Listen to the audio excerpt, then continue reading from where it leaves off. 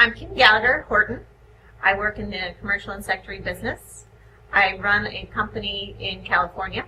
It's called Biobest USA. We produce and sell beneficial insects and predatory mites for agriculture, as well as greenhouses, homeowners, essentially anyone who's interested in using the beneficials to control pests is who we work with. IPM is an extremely important part of anything we do with biocontrols. The reason why is because monitoring and scouting is a key in IPM. Without monitoring and scouting, you cannot have a complete program, because what you need to do is know what's going on with your plants, what pests are there, what predators are present. Once you can determine that, then you can know whether or not you need to release another beneficial, or if you need to do a spray, or what comes next in the cycle. This is true for conventional, sustainable, organic, homeowners, etc. Any person who wants to use beneficials can.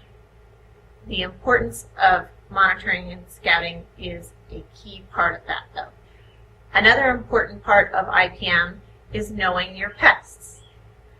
You really need to be able to look at a plant leaf, know the damage that you're seeing, know if it's caused by an insect, a mite, or maybe it's a disease. It could be many different things, so you need to know how to identify the different damage as well as the pests that go with that damage. The value of IPM is really incalculable. Without IPM, people get onto pesticide treadmills where they're just spraying once a week, once every 2 weeks, whether or not they need to use a spray or not. In the long run, that's going to cost the person money, because if they're spraying and there really isn't the pest pressure there, you shouldn't be spraying. So by doing integrated pest management with scouting and monitoring, you will save money in the long run. If you were spraying with pesticides, eventually those chemicals move into the environment. So when you're spraying a plant around your house and then it rains, some of that chemical is going to go down into the soil and eventually into the aquifer. Many of the chemicals that are out nowadays are very safe. They evaporate, they go away very quickly. But on the other hand, there are chemicals that are used that can be very toxic to all kinds of organisms in the ground.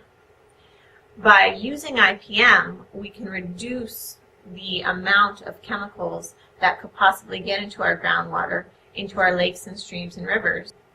In the orchard setting, as well as vineyards, by utilizing IPM, you can save yourself quite a bit of money in the long run.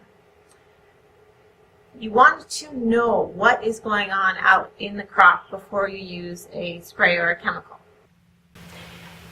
As the country continues to grow in population, urban sprawl is getting closer and closer to orchards and vineyards throughout the San Joaquin Valley.